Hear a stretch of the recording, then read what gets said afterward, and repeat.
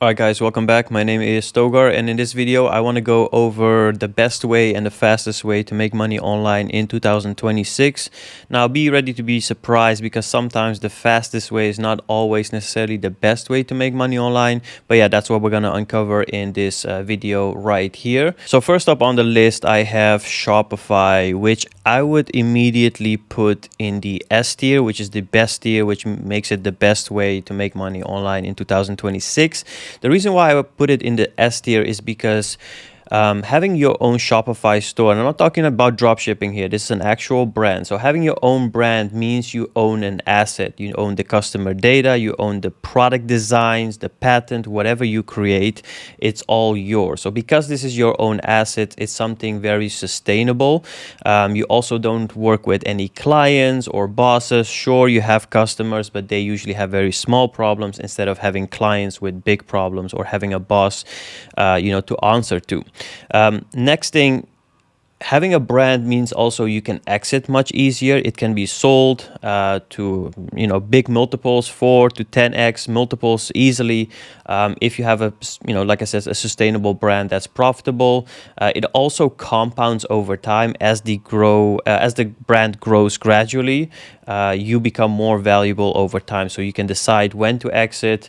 If you wait longer, obviously the exit is bigger. As long as you grow with the brand itself, it's the highest leverage once it actually works.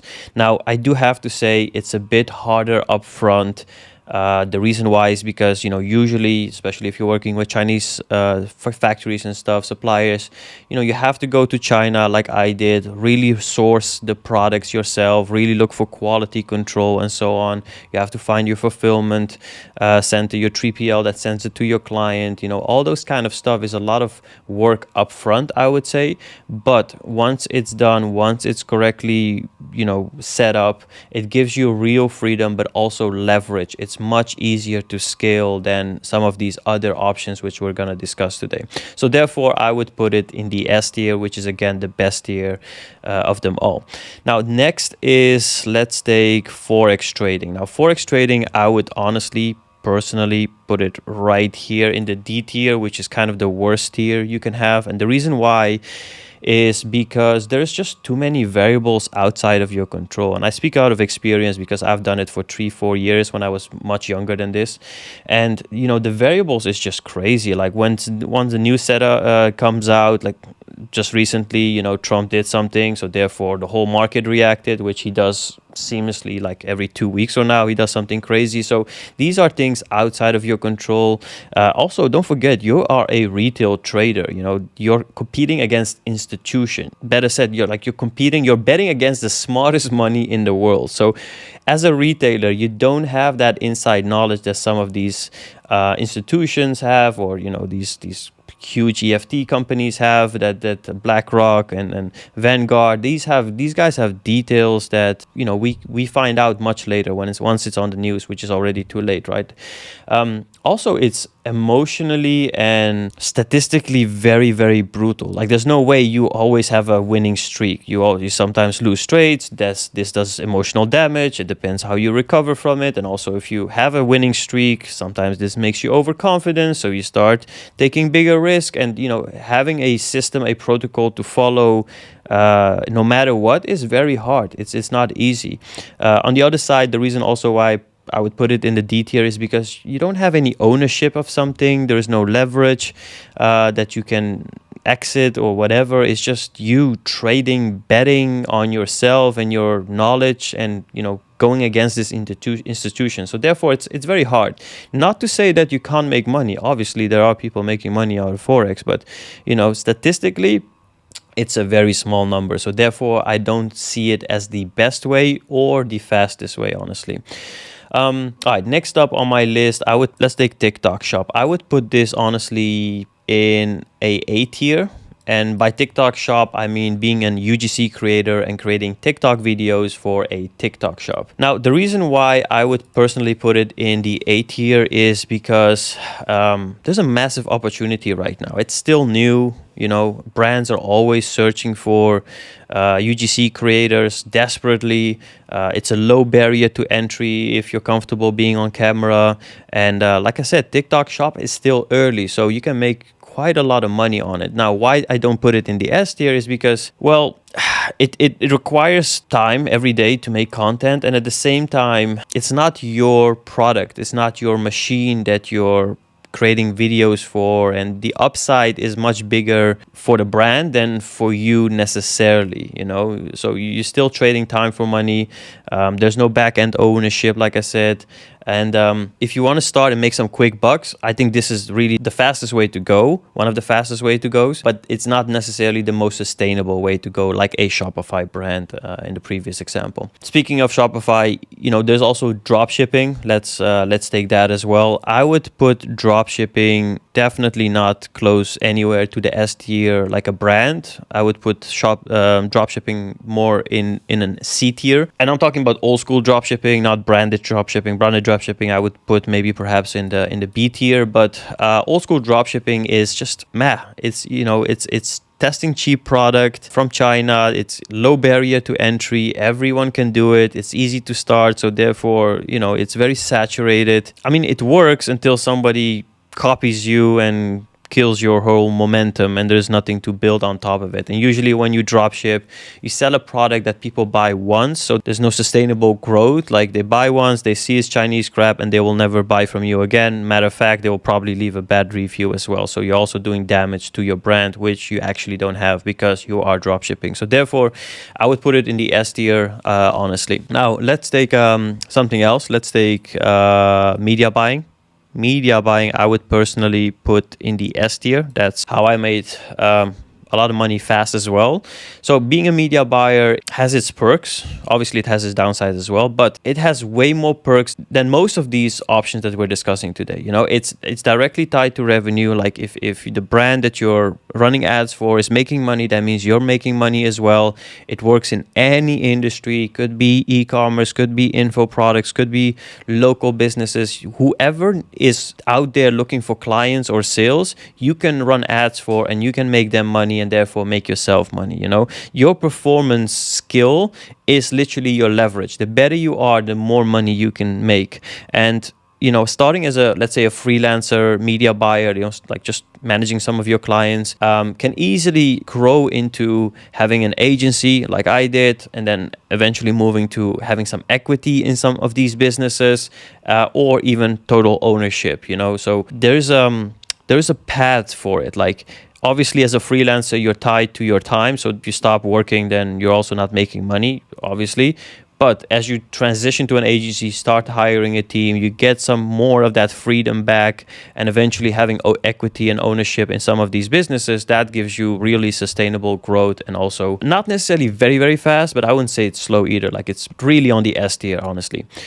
Just like having a Shopify brand. Okay, next up is, let's take affiliate marketing. So affiliate marketing, I would personally put into the D tier. And the reason why is because you don't own any product, right? So there's nothing to leverage. There's no assets here. You are just basically an affiliate for somebody else's product. You don't control the pricing. You don't control the funnel, which is behind it. You have pretty thin margins because you get a commission based on of sale, and you know, depending on what you're selling, the commission could be very, very, very small, so you have to do a lot of volume, or if you're lucky, the affiliate commission is pretty okay, but it's usually high ticket. That means it's much harder to sell. Also, you have a lot of heavy competition because you don't really build something yourself. You're just selling somebody else's stuff. It's low barrier entry, just like dropshipping, so therefore it's much harder to grow with and actually build something sustainable with. You're basically doing all the hard work to grow somebody else's business. That's what it comes down to with affiliate marketing. So therefore, I really don't like that one. Let's take Skool, because that one is also very popular nowadays. Skool, I would personally put right here next to TikTok Shop UGC creators. I would put it in the A tier. It's a very good way to make money in 2026. Reason why is because it has a recurring monthly revenue model. So, you know, if you have people subscribing, members subscribing, you get money each month from these subscribers. It's very, very powerful if it's layered on a existing brand or a personal brand. So if you are experienced in whatever you're teaching and you already have a following, this could really, really make you a lot of money if people trust you. You know, if they really trust you, then it's very monetizable. If they don't trust you, then it's very hard to start a Skool community. I wouldn't put it necessarily in the S tier because you're working with a lot of churn, and it's also pretty much impossible to start from zero. Like, you would really, again, have to start building your personal brand first before you can consider getting people to pay you for your knowledge, right? So it's great once you already have people in your following, but it's honestly very terrible if you're starting from zero. So I would maybe even consider putting it in the B tier, but because it makes so much money, I'm going to keep it at the A tier for now. All right, another very hot topic right now is remote closing, so being a closer.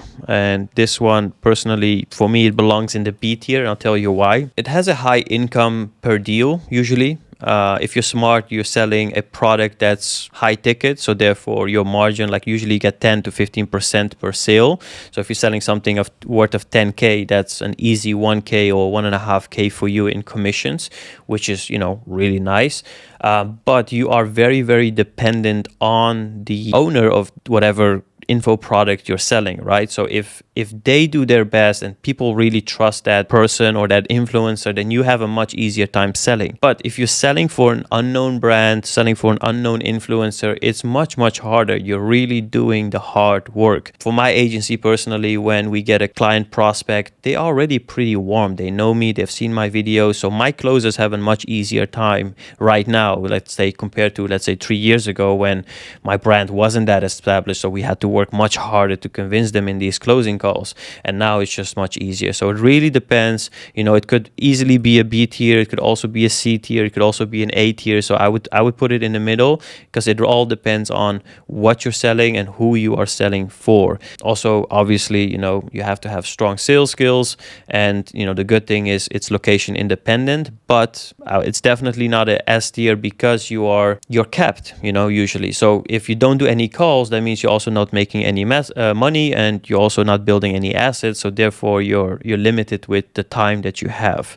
So I would say it's good money, but when you stop working, then the income also stops coming in. So therefore it's not a S tier or necessarily a big A tier. All right. Speaking of B's, let's talk about Bitcoin and crypto in general. I would honestly put this in the S tier, between the S tier and the A tier. I'm just going to go for the S tier, and I'll tell you why. Bitcoin has a lot of potential.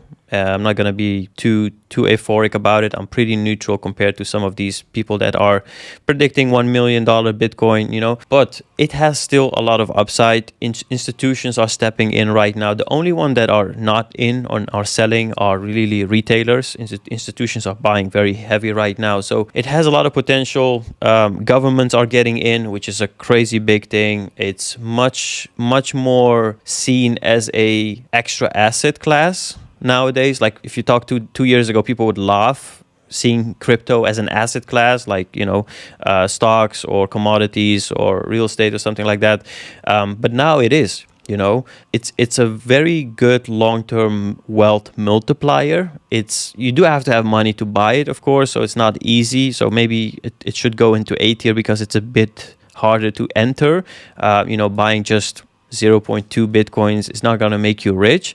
But if you already have money, then I would say definitely allocate, like me, around 10-15% of your, I would say, wealth into crypto, and mostly Bitcoin and Ethereum, to kind of have that multiply. I would say it has a more upside than something like a real estate or something, which we're going to come into in a second. Also, pure ownership, right? Nobody can take it from you, which is also very important. Okay, next up, let's take YouTube faceless videos. Now, YouTube faceless videos for me goes directly into the D tier. Now, there was a time when it came out in 2023 when AI started really growing, where I would see it as an S tier, but right now it's an obvious D tier, and it's because it's extremely saturated. You know, everybody's doing it. You have low differentiations, Jesus.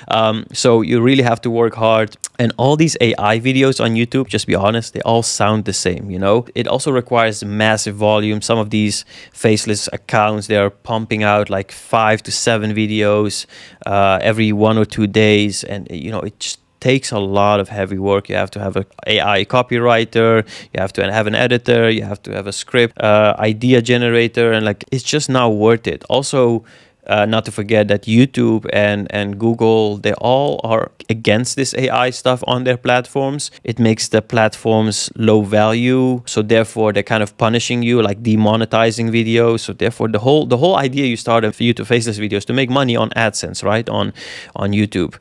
But if you get demonetized, what's the use of it? You're just making videos for what reason exactly? So because of the demonetization going on left and right, it's an obvious D tier. Don't even start. It's a waste of your time, waste of your money as well, because you have to make these videos up front, and it takes a while before you have subscribers and before you can start making money on AdSense, which again you get demonetized for. So again, completely shit. Okay, let's go to AI automation, which is completely something different, and I would put this in the A tier. And the reason why is because there's a huge demand right now for AI automations. I'm having people on my calls from my agency that say that they pay 10K for an AI chatbot automation. I'm like, are you crazy? And the reason why they pay for it is because they believe that AI is the future. Everybody believes AI is the future, and everybody believes, oh, my competitors are doing, I have to put something with AI in it. So a lot of people, they want something automated, like chatbots, admin work, or, you know, copy paste work. They like, the more they can automate the better. And these agencies are asking ridiculous money to do these things, which are pretty easy to set up. But again, if you have zero experience with AI, you think that they're performing magic while it's a simple N8N automation or a Zapier automation. You know, it offers very high ticket clients, I would say. There's a huge demand. Like I said, businesses have AI FOMO going on right now, and I would say it's one of the fastest ways to go to 10K a month. I wouldn't say it's an S tier because it's not that sustainable forever. Like, there comes a time that people see through the cloud and see like, oh, wait a second, it's actually not that hard to make an AI automation. You know, like, AI is becoming easier. Like nowadays, if you go to N8N or Zapier and you tell it what you want, the automation gets created for you. You know, so these people are a commodity right now that becomes worth less and less over time. But starting 2026, I still believe it belongs to the A tier, because I know a lot of AI agency owners that are making shit ton of money. So therefore, I'm going to keep it here. It's a great timing business. However, again, questionable long term. Okay. Amazon FBA, let's take that one. I would put this in the B tier. So not in A, not in C, definitely not in S. Why B? Well, it's a proven business model, right? Don't get me wrong, like, it works. Amazon handles the logistics as well, so you have a little bit less headache than having a Shopify brand, of course. You can also scale, which is also good. But the reason why I wouldn't put it in the S tier like a Shopify brand is because you don't own the platform, right? Like, there's a very big risk of account bans. You have low control over ads. You have low control over the way your brand is being perceived. Like a Shopify brand, you customize it the way you want. So I would say it's a good business, but Amazon is, at the end of the day, still your landlord. So therefore, you answer to someone, and if they decide to shut you down, you are completely fucked. Unlike a Shopify brand where you just do whatever the heck you want, you know, as long as you stay between the Meta and Google guidelines, which again, don't do any sketchy stuff, but you'll be safe when you do that. Now, the next thing I have on my list is online products, which is PDF documents, but could be anything, honestly. I would put this either in the A tier or B tier. I'm gonna lean towards B tier for now. Again, it really depends on what you're selling. It could have very high margins if it's an online product, like again, a PDF. It could be a calculator. It could be, I'm not talking about software. That's a SaaS. We're gonna come to that in a second. So this is like really one-off purchases. I know some people that are selling Shopify themes or Shopify liquid codes or something that people could use, like cheat sheets and so on and so on. I wouldn't say it's really an big A tier or S tier. It's because it relies very heavily on persuasion and trust. Like you have to really have something in demand right now for people to put their money down and buy that product. And again, usually it's a one-off sale product, so it's not recurring like a SaaS, for example. So it's not very sustainable. It's more focused on mass sales. So as long as you can bring in more sales that cost you less than the sale price, you're good because you can scale. Again, you don't have any overhead costs. It's usually an online product. You create it once and then you keep selling it basically. So as long as your ad spend is lower than the revenue you're making, you're usually good to go and to scale from there.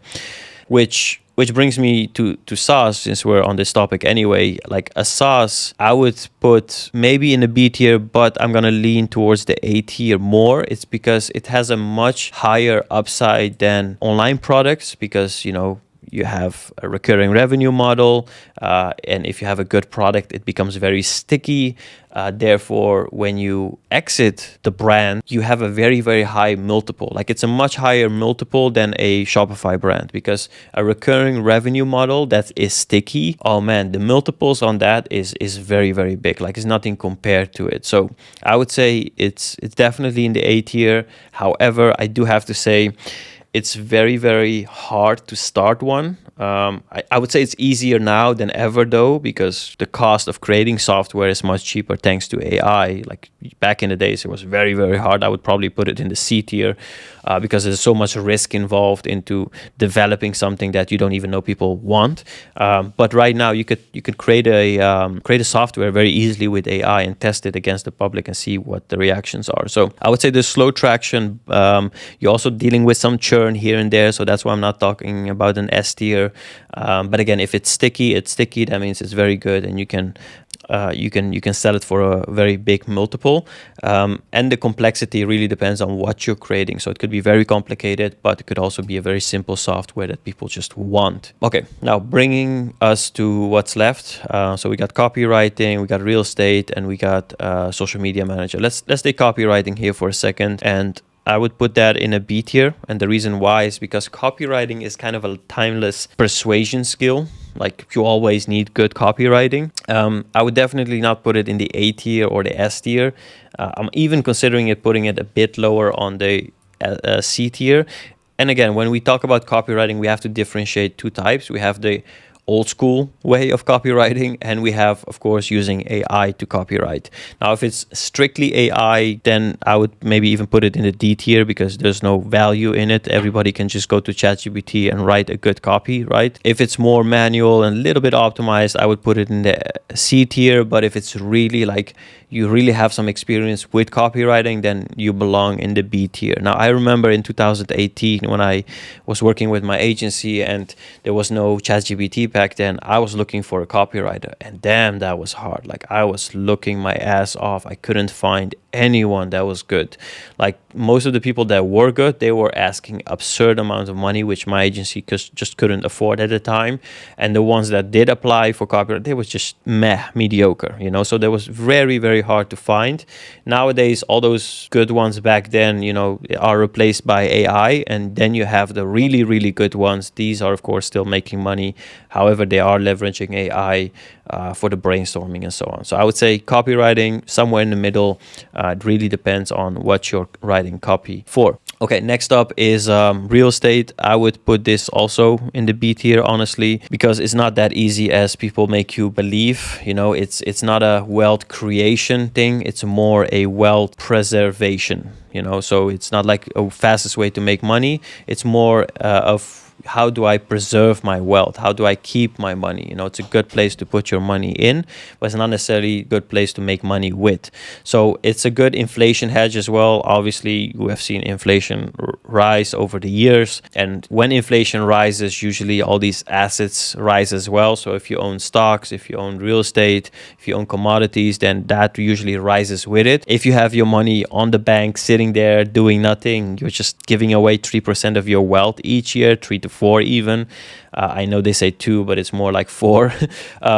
So you're just giving money away. So if you have wealth and you want to preserve that wealth, then obviously real estate is a good play. That's why I'm in it, but I'm not doing that as a main thing. It's more like, all right, I have some cash. I don't know what to do with it. I don't want to put it in the bank. I want to preserve it. So I'm going to put it in real estate and have some low return, because I don't have anything else that I see that can give me a bigger return. That's the only reason I put it in real estate. You know, the money that I want to play with, have risk with, I'm going to put definitely in something else. But the money that I really don't want to touch, I'm like, all right, I just want to keep this just in case. So I just put it in, walls and roofs, you know. Okay, what do we have left? So we have left only one thing, which is organic social media management. I would put it perhaps in the C tier or D tier. I'm going to go for the C tier because everybody needs a social media manager nowadays. It's easy to sell. It's a predictable retainer to have. It's always in demand, like I said. It's basically employment with a little bit of freedom, I would say. You know, you're still working for someone, the brand, the influencer that you're doing social media management for. And I'm talking about organic social media management. I'm not talking about ads, because that's a media buyer. So just organic posting, organic coming up with script ideas and so on and so on. So, I mean, it's good to have. It's a bit harder to scale. You're kind of limited with the amount of time you have. So yeah, therefore I would put it in the C tier. It's still a good way to make money. Not a lot of money. Like, you can't, unless you work with a very, very, very, very big brand, then you can talk about big retainers. But anything for average brand, the retainers are a bit smaller. So, you know, again, good money, but not the best way or the fastest way to be making a lot of money in 2026. If you look at this tier sections here, you could see that the higher the tier, and where I put these things, it's the higher the ownership and the leverage and the control you have. So in the S tier, you see industries that, or things you can do that have, again, a lot of ownership to it. You own a brand, you own your own skills, or you own the crypto, the Bitcoin yourself. There's leverage to it. You can scale. You can go from a freelancer to an agency to an equity to a ownership, and you know the market scales basically with this one. And you have total control over your brand, your time, and your investment. Okay, so that's why I chose those 3 as S tiers, and the rest I think it makes sense for it. So thank you for watching this video. I'll see you in the next one.